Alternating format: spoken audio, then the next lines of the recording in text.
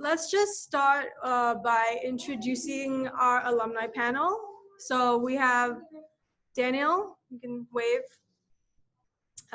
Kevin, Ashna, and Joe. Oops. And they come from both the Bali campus and the Singapore campus, and let's go through one by one, kind of a little bit of where they are now and a little bit about their background, what they were doing before the bootcamp, and kind of what they're doing now, so that everyone can get right into it. Hi everyone, my name is Daniel. I guess background, personal is I was born in Colombia and went to school in the US. I was working as a mechanical engineer in the construction / transportation industry when I decided to do the boot camp. At that time, I barely had any understanding of like HTML, CSS, JavaScript, and all of that. So that was in the beginning. And yeah, then I decided to do the boot camp. I chose the Bali location and did my boot camp, spent a little bit of time kind of learning on my own, then starting applying to jobs. Ended up getting a job in Malaysia, and I've been here in Malaysia for a year. So yeah. And that was your goal, right? You wanted to stay in Asia. Yeah. Okay. So yeah. So my goal was I kind of had like two motivations for doing the boot camp. One was I wanted to go abroad and live abroad, travel, and kind of start a new career. So those were my motivations. And I actually wanted to kind of make that full transition from what I was doing into being like employed as a developer, like, make that my living. So, yeah, that was my goal. Yeah, so I managed to do it. Yeah, so that was my journey. So hi everyone. So I'm Ashna. So I'm from London in the UK. So I did Wagon also at the Bali campus, and I finished in November 2019. So prior to Wagon, I was working as a data analyst in the public sector. So that was actually my first job after graduating, and I worked in the role for about 2 years. And this is kind of when I started to realize that this is not really, where I want my career to kind of go or progress. And I decided to kind of take a leap of faith and quit my job. And I actually had a full year out, and I just took some time out to travel and also then to kind of think a bit more about what I wanted to do career-wise. So yeah, actually, like for my undergraduate, I had studied mathematics, so I kind of had some idea that I wanted to do something that kind of involved problem solving, and something that was just a bit more creative. And just like as a side note, so my previous role was a data analyst, but it wasn't a very technical role. I was kind of more like a data administrator, sort of, kind of running reports and then using Excel to kind of to showcase them. But yeah. Just a additional info on Ashna. She found her job like a month after she started her job search. So yeah, one of our great success stories. Yeah, okay, so for me, I'm actually from Singapore. I took the Wagon course in Singapore in February, so I graduated in April. My background is that actually I was working as a supermarket branch manager for NTUC. It wasn't a very fulfilling job, so I felt I needed to upskill myself and to sort of like keep up with the world. So I chose the Wagon because of its good reviews. Started applying for jobs somewhere in the middle of the program and somehow managed to find a job before the end of the bootcamp. So yeah, that's my story. Yeah, so Kevin was, I think, we're not comparing, but Kevin did find his job before he graduated, but he started during, and we won't really recommend going through all the interviews, but it's something that he was really passionate about. And so, I mean, he's now working at, what is the title of your company? It's a Novate solution, so it's basically a software as a service company for construction technology. Yeah. Thank you. Joe? Yeah, cool. So I'm Joe. I'm from Australia. I did the boot camp in Bali beginning of this year. I finished in March. Before that, I've been a emergency paramedic for the last 10 years. So really no background whatsoever. Yep. Sorry. All good? Yeah. So essentially, you know, after being in an emergency frontline job for 10 years, it sort of takes its toll on your body and your mind. And I knew that I was reaching an expiration date with that. And I've always had sort of an innate interest with coding and programming and building computers and that sort of stuff. So I kind of just decided that's it. If I'm going to do it, I've got to do it now. I'm 35 years old. So took the plunge. I went to boot camp in Bali, and it finished up just when COVID started. So, but I was able to get a job later on. So Kevin and Joe kind of finishing up during COVID or the start of COVID, and still managing to find jobs. So congratulations again, and very amazing. The next question is, can you guys talk a little bit about your job search and what it was like and how you approached that, and kind of keep in mind that the current batch is going on, and maybe some advice in that aspect. My approach to job search was pretty simple. I just applied for everything. So I have no kids. I just have a wife, and we just decided that, obviously I invested some money in Wagon, so it just made sense to just apply for everything, anywhere, wherever. I applied to stuff that didn't say Ruby anywhere in it. And the company that took me is a PHP and React company, and I don't know either of them. So I just applied for everything and anything, any website, job seeking website, LinkedIn, Slack. I was just applying for everything. So that's what I recommend you do. You only need one say yes. And I know your story a little bit, but could you talk a little bit of how you kind of put forward your portfolio? So I guess I just, so it's the company that hired me is only PHP and React. And I kind of knew that I was going to be on the back foot.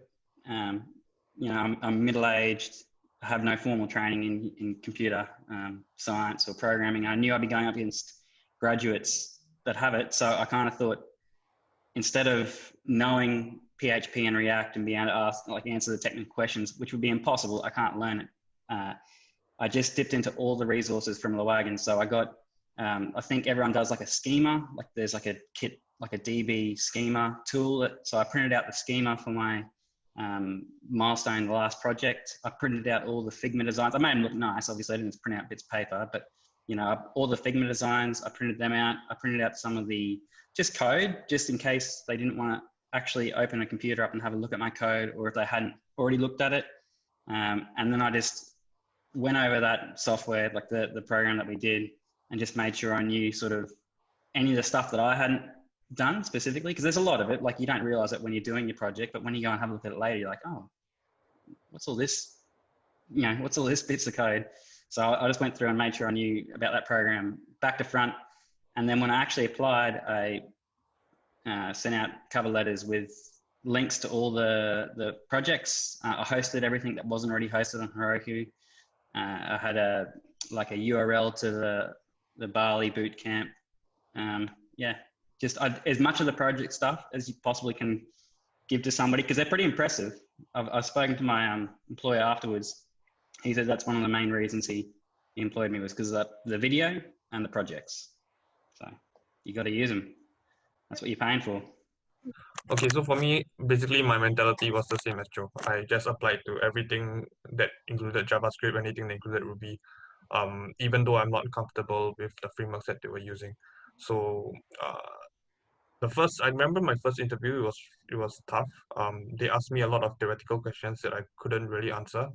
And it threw me off quite a bit, because the first time when we have someone watching you code is actually very different from what you're doing, let's say in the Wagon class or anything. But I think it just comes with practice. The more interviews you go for, the more you get familiar with what kind of questions they're asking you. Eventually you get sort of used to it. So it will be tough initially, but I think like the main thing is like, don't give up. just keep working, keep applying, and yeah, we just need one to get you back, to call you back, and then and then your investment is sort of returned. Yeah. Yeah, so someone has a question for you. Okay, there's a question. Hi, Kevin. Hi. I'm one of the students right now at Wagon, and you said that so during the interview they would watch you code, right? Yeah. So like, how does it actually play out, and like, how did you kind of like prep yourself for the next time or something? Okay, so the first time I did the coding interview was actually remotely. So basically, I was doing it online, and someone was actually watching my every like keystroke that I was typing. So Really? he could also see the searches that I was doing, like if I was doing a Google search and stuff like that. So it was a bit scary. Because I think when you're right now when you're at your when you're doing the course, you have time to think of what to code, time to do your pseudo coding and actually structuring your programs. Yeah. But when you're actually doing with someone actually watching you, Yeah. those moments where you're stuck or those moments where you're having an idle time, it's actually very difficult to. Uh, it's actually very pressurizing. So So I is would say, okay. Yeah, yeah, you're saying. So is it like only yes. one interview you encountered, or is it like kind of practice in the industry where every like It depends from company to company. So the first few companies that I was applying for, they actually is most of the time you do have to go through a on-site interview. So it's something you have to prepare for eventually. okay, Um, but if yeah, the first time will be tough. The second not so tough. The third time will be easier and easier. okay. So yeah, don't lose heart. Well, Oh yeah, so I just want to contrast my experience to the people that have already spoken. Like I'm not married and I don't have kids, so I guess I didn't have that fire, So I took a little bit of time after the end of the boot camp, where I actually started applying for jobs. And I think looking back, it's probably because I was a bit intimidated by like actually having to justify to an employer like, hey, I have no previous job experience. Can you like hire me now as a entry level? So I thought that if I took some time off to kind of like practice on my own and hone my skills, that would be an improvement. And I thought, okay, maybe I can also continue to do projects online, like courses that have like an actual project, so at the end of it, you spend like a month or two working on it. At the end of it, you have something else that you could show as like your portfolio. So I did that for a while. And then when I finally felt a little bit more confident in looking for jobs, I started applying. I sort of wanted to stay, like I said, traveling, and so I narrowed my geographical area to Southeast Asia. So I was only applying to jobs in that area. I think that also, kind of limited me in the number of job possibilities that I had. But yeah, so once I started applying to jobs, I started actually noticing that people were pretty receptive, once you, even as a bootcamp graduate versus like maybe someone that actually, went to university for that, like as a software engineer, they were actually very receptive to that.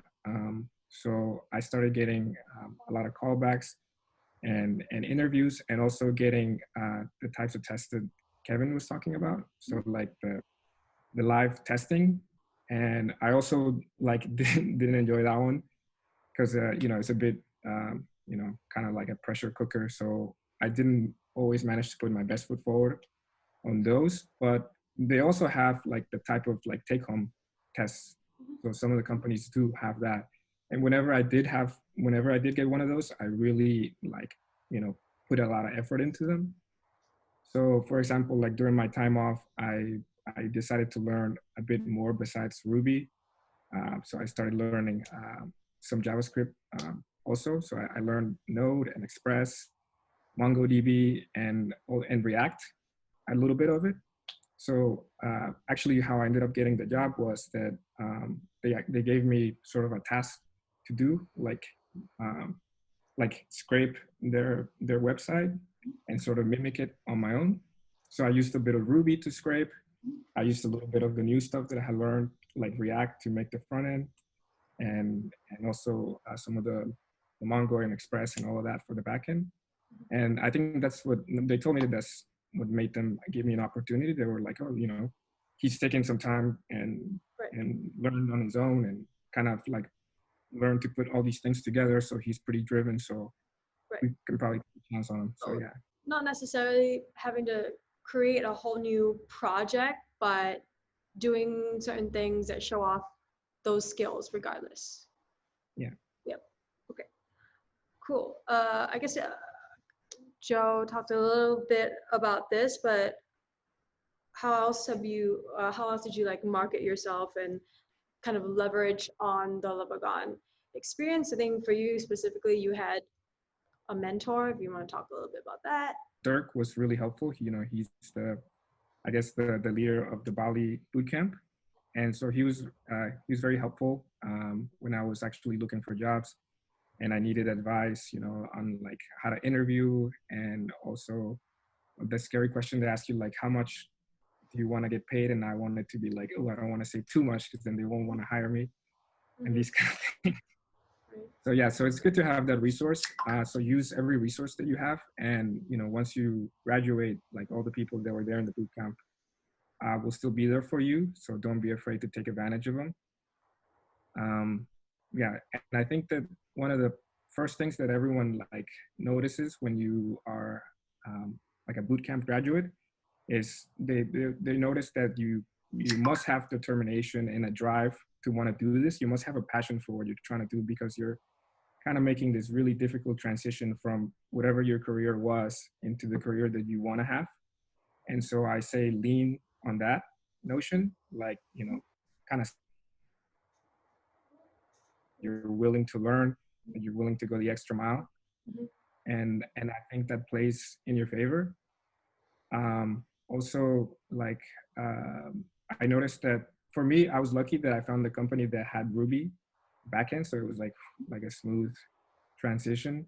But yeah, but also some of the things that you can mention about the bootcamp to your potential employer would be, you know, like that group coding experience, how we work as a team to build a final product at the end. That's very similar to how I've noticed that like programming is done in the real world.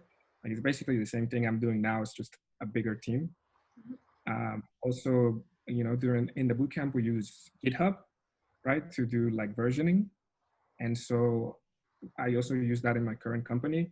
So kind of you know, sell yourself as like already had like a little micro experience in a real like software developer role, you know, already from the bootcamp. So I say, you know, those are a couple of things that you can leverage. I have a question. The thing is that, you know, you guys are all over the world, so I'm not sure if this applies to everyone and how to answer, but someone asked if what the benchmark is for a junior dev for salary. You're in KL, so do you know what the benchmark is? Do you have a benchmark? I mean, yeah, I could give you guys an idea in local currency. I don't know how Most that would. Singaporeans will know how to convert, so you can just tell us what it is in ringgit. Yes, ringgit. Yeah, so in ringgit, like in Malaysia, the cost of living is pretty low, so it's not high. So don't get discouraged by this number, but yeah, so it's around like 5,000 ringgit. Like you can get a little bit less or a little bit more, just depending on how you negotiate. Yeah, it's around 5,000 here. Cool. I think Kevin will have. Kevin, do you have the answer for that for Singapore? Singapore, it varies. If you manage to get like a role at Shopee, you can get like 5,000 plus Singapore dollars. If you're, I think normal companies probably high 3,000 to about 4,000. Yeah. Yeah. I think most of us are in Singapore, so I think that's we can.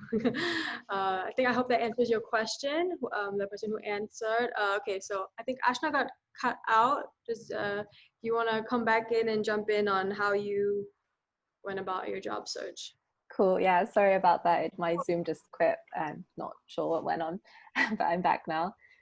Cool. Yeah. So so I started kind of looking for a job 1 month after returning back to London and finishing the boot camp. Thankfully, it wasn't too long before I was offered a role. So I kind of spent the first couple of weeks kind of doing up my CV, writing up a cover letter, like updating my LinkedIn. I think Wagon had some really good resources, which I kind of followed. And yeah, and then after I'd kind of done that, I kind of started to just go onto these like job sites and apply for as many roles as I could. I mean, anything that was a junior level developer role, I went for it, and I kind of approached it systematically. Like I would aim to apply for a couple jobs a day. I kind of kept track of it on like a Excel spreadsheet, because like when you're applying for a lot of jobs, and then you get a call back, like it's just easier, you know, exactly what it was that you applied for. So I found that quite useful.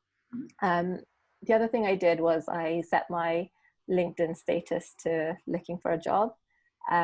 So I actually did get a lot of like recruiters like message me through LinkedIn with like different job offers and stuff. But I did find that like the majority of these then didn't really kind of go anywhere. Like I had better luck when I kind of applied through job sites. Yeah, so like I now work for a startup in London as a mobile app developer. So maybe I can talk a bit about my the kind of what I had to go through in order to get that job. So yeah, for my current role, the interview process had 3 parts. So I think probably other developer roles will probably follow a similar format. But I first had a telephone interview, and this is it was kind of more generic. It was kind of just getting to know my motivations for applying for the role, a bit about my background. Yeah, it wasn't very technical, but I guess they kind of liked me. So then they sent me a link to complete a technical test. So the format of this technical test, it was multiple choice, and there were 3 parts. The first part was like a HTML, CSS. Second part was JavaScript, and third part was React Native. So once I got that, I saw that I could kind of do it in individual parts. Like I didn't have to do all 3 parts together. So I kind of just dived right in and thought, yeah, I'm just going to do the first test straight away. I was like, oh, it's HTML, CSS. How hard can that be? But it was actually really tough, and I would recommend to other people that, you know, if you kind of get a test, and do think about it, do kind of brush up on your skills before just going for it, because I think I made a mistake there. Yeah, like at the end of all 3 of the tests, I actually thought I did really, really terribly. So I sent an email in to the employer, just giving them some feedback about how I thought I had done, and just kind of address the places where I thought I didn't do so well, and what I was kind of doing to address it. And I came to know in the interview that they actually really, really appreciated that. So yeah, even if you think that you've done terribly, like it's not the end of the world. It applies for not just technical tests, but just even in interviews. If you feel that there was a very weak moment in your interview, and you answered, you know, not so well, it's actually advisable to kind of follow up on that specific thing and say, like, you know, I would like to elaborate more and I didn't get to in the interview, and the extra bit of effort does go a long way. Yeah, for sure. Yeah. And then the third part of the interview process was the actual face-to-face interview. I was kind of invited into the office, and this was in 2 parts. There was like another technical part to it, and then a more kind of informal chat and kind of getting to know everyone. So yeah, like the technical part was, you know, they gave me a couple problem solving exercises. One of them was coding related, and I had to write it out on paper. So I found that a bit difficult, because like so used to kind of the text editor kind of giving you prompts and helping you out. But yeah, I think like what they were were looking for was how I could then communicate my code after. I think that was kind of what they were assessing more of. So yeah, I think it's something that's quite important to practice, just being able to speak through problems that you're doing. And then yeah, I think the second part just kind of chat, just it was just more of an informal chat, and I think they kind of are just looking as well just to see, you know, are you a good fit for that company, and if they like you. So you talking about being able to explain your code, does that kind of relate a little bit about pair programming and the fact that, you know, you do it every day during the program? Does that kind of help you, you know, become a little more confident in a way to explain that code? Yeah, for sure. Yeah, 100%. I think definitely that experience in the Wagon, of, you know, always kind of having someone that you kind of had to talk to about your code really did help. And yeah, like it was just, I know, like whenever I got stuck and I was with my pair, like we'd always kind of try and break it down and just like pseudocode it, and those techniques definitely did help me during the interview, especially because that was a bit more pressurized because it was like face to face. I was left in a room, so yeah, I did kind of subconsciously use all of those techniques that I had learned during the boot camp. Can I ask a question? Yeah, Miguel wants to ask a question. He'll come up. Can I ask, like, when you were applying, I guess both of you were just going crazy at applications every day, being very systematic. Was there any level of tailoring in the applications? Like, were you writing motivational letters or making the employer feel special about the application, or were you just going spray and pray, application, hoping that something happens, something in between? Just a little bit more detail on the approach. Sure. For me, anyway. So I did write out my CV, and I wrote out one kind of generic cover letter. But then every time I'd make an application, I would make sure that it's tailored. Like I would make sure that I like address the company, and if I could kind of find a contact, then I would write their name specifically. And also just like with the skills in my CV, like depending on, you know, if it was like front end or back end, like I would try and just kind of make some tweaks, like so some front end roles that I was applying to, I made sure I included screenshots of my bootcamp projects. I used some like nice prototypes, made it look cool, and yeah, so I did kind of, I had something generic, and then I would try and like tailor fit it for each company that I applied to. Yeah, so I think I don't know, I did like a combination of both. So I just pushed them out en masse, but you can tell if it's like a creative company, you know, you don't want to be so rigid and so formal. You want to show a little bit of personality.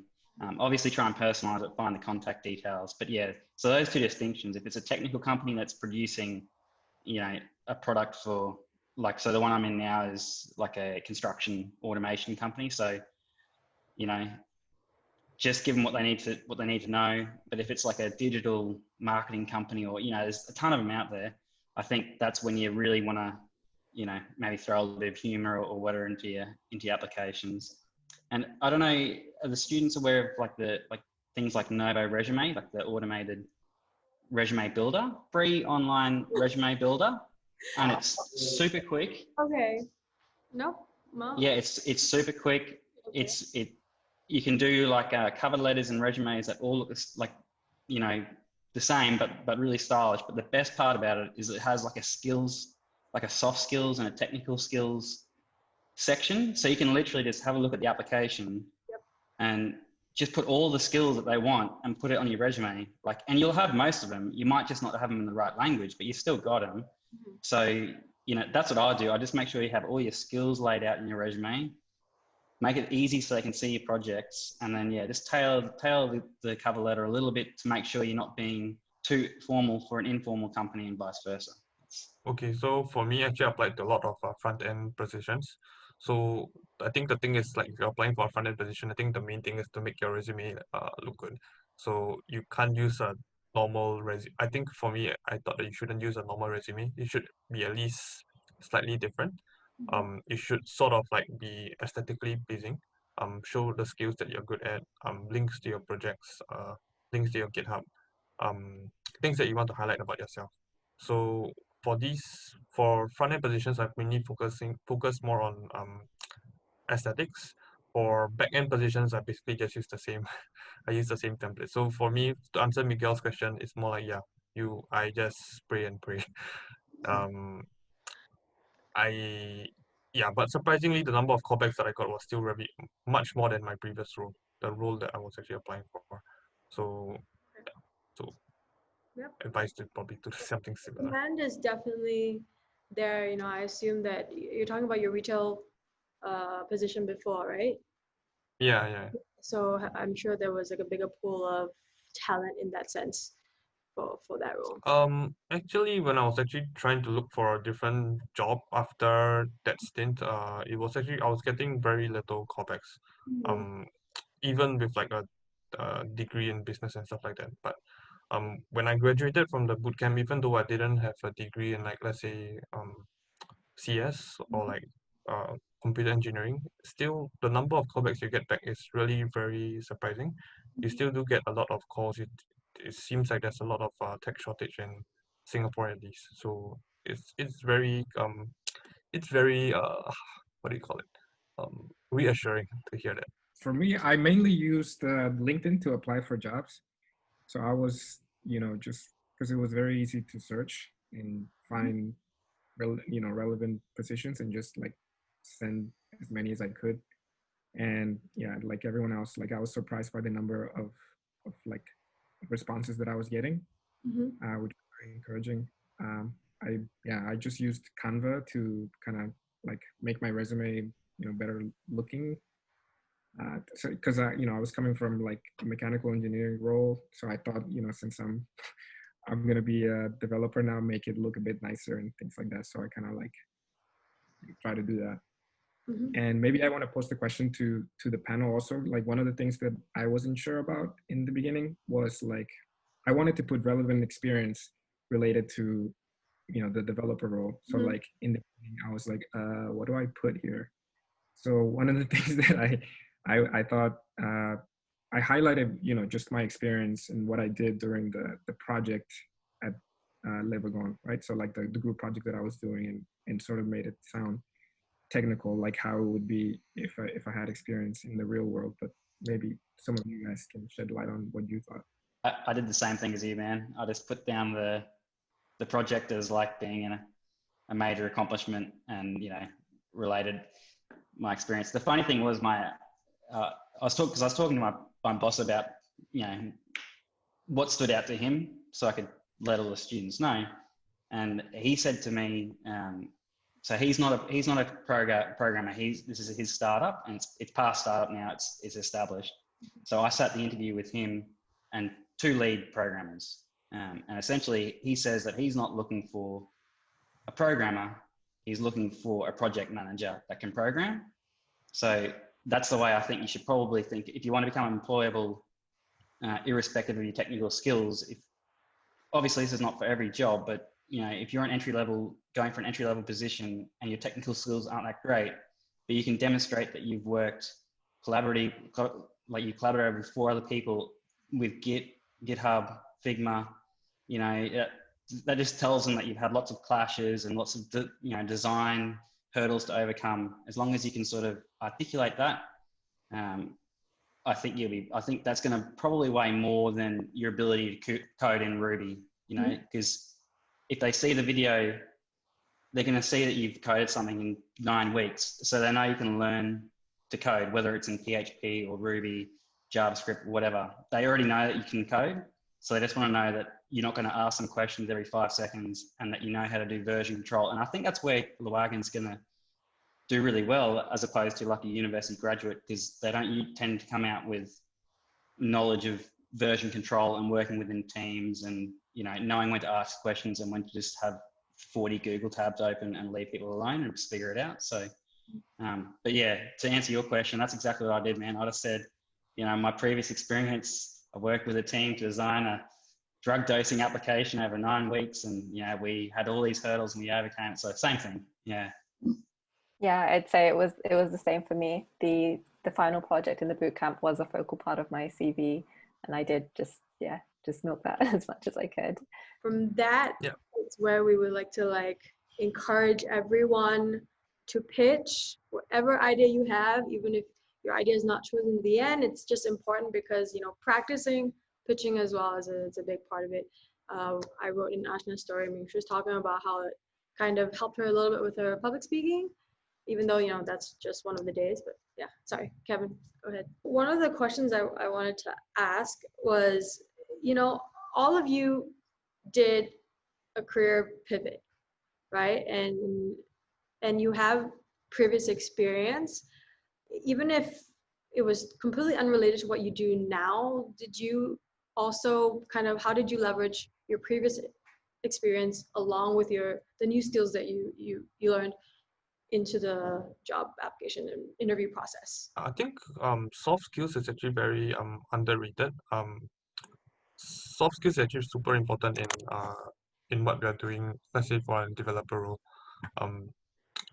Because let's say you have to work with version control, you have to communicate with stakeholders, you have to communicate with sometimes clients. So the thing is for me, I had to do all this when I was working as let's say a supermarket branch manager. So I took that as something like a competitive advantage for me. I sort of basically told my current employer that I'm good with project management, I'm good with deadlines, I'm good with communicating with people. And yeah, and I also can code nowadays. So I think for them, they were pretty impressed with with all even though I didn't come from a technical background, they still sort of valued the extra skills that I had.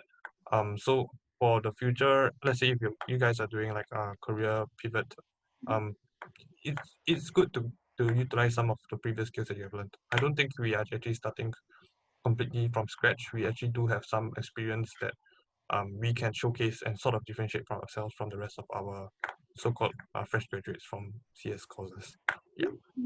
Yeah, I think one of the things that I tried to mention was that since most of us who do the bootcamp are probably pivoting from a different career. Yeah, so kind of focus on that you sort of had a previous life experience, and that you're bringing a totally different background and maybe a potential different perspective on projects or whatever issues or things that they might be working on. Mm-hmm. So I think you could mention that, and yeah, people are usually receptive to that notion. So in my experience, I was actually quite surprised because although I had mentioned my previous experience on my my CV and briefly kind of mentioned it in the interview, but actually all of the focus was kind of around my experience of Le Wagon, the final project, what I had kind of been up to after that. Mm-hmm. And I guess probably because I was applying for junior positions, so I think they kind of saw kind of what you talked about earlier, Rachel, or someone, I think maybe it was Daniel, about if you're pivoting career, that's already they see you as you're motivated, you're doing a boot camp, you're investing in yourself. So yeah, I mean, of course, from my previous work, I gained a lot of soft skills. I think they saw how I communicated with them, when I thought I didn't do so well on the technical test, writing all of that up. But I think, yeah, obviously they saw those things and thought, okay, that's going to be valuable for us.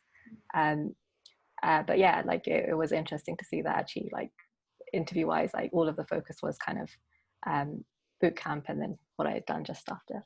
Yeah, I disagree with everyone there. So I think that you'll find if you don't have much coding experience prior to Le Wagon, I don't think the employer really cares about that. They're just getting you in to have a chat with you, find out who you are, make sure that you're a good human being that can communicate. So as long as you can just show that in your previous career, you can communicate well, you can manage relationships and conflicts, and all that sort of stuff. For me, I think it's a bit more unique, especially in Australia.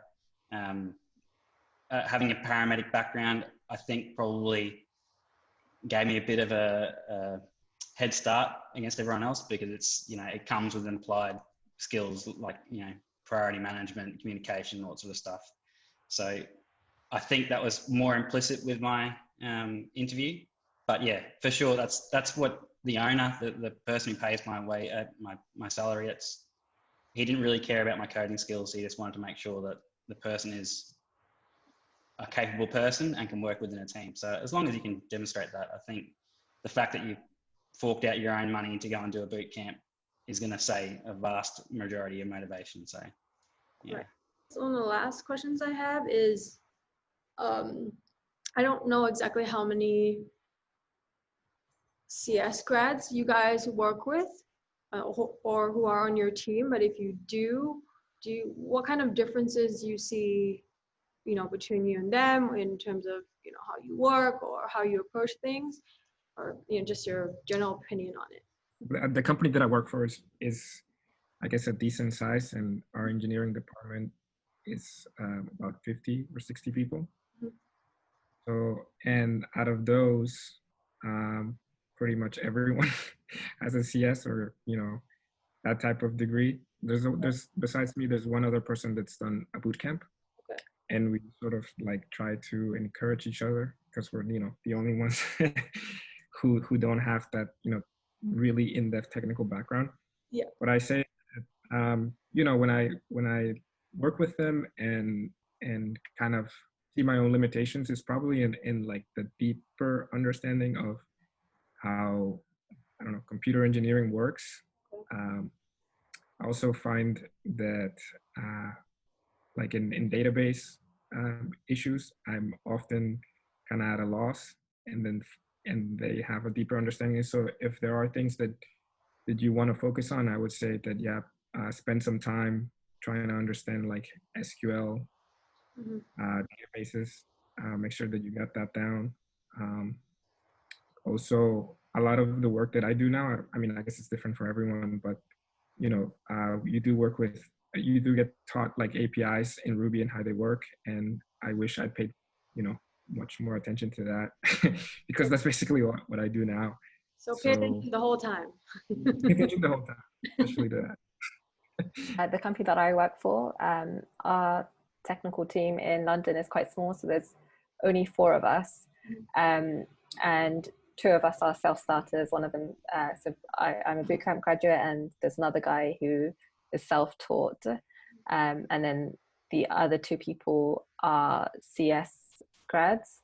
But it's a bit hard for me to kind of tell the differences, because they've actually been working as developers for quite a few years now. So I don't know if it's their experience of, you know, just having worked longer in this field, or if it's actually come from their degree.